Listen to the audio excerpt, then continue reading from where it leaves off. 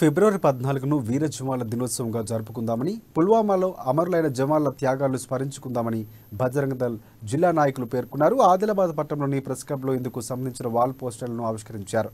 పాశ్చాత్య పోకడలు విడనాడి సంస్కృతి, సాంప్రదాయాలు, గౌరవ మర్యాదలు అద్దం పట్టే విధంగా వేడుకలు జరుపుకోవాలని సూచించారు. విదేశీ విష సంస్కృతి వద్దని, దేశ సంస్కృతే ముద్దని వారు పేర్కొన్నారు.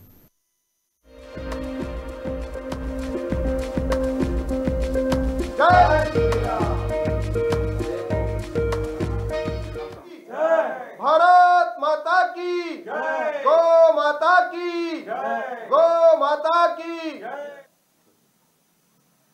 जय जय శ్రీరామ్.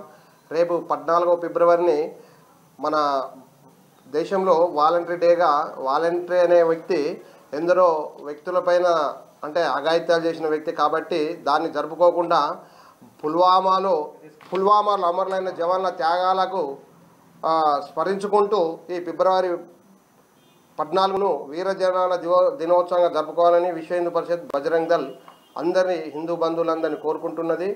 ఈ వాలంటరీ బదులు వీళ్ళందరినీ స్మరించుకుంటూ భారతీయ సంస్కృతిని ఈ దేశంలో ఉంచాలి, విదేశీ సంస్కృతి వద్దు అనే నిదానంతో రేపు అంతటా ఈ వీర జవాన్ల దినోత్సవాన్ని జరుపుకోవాలని మేము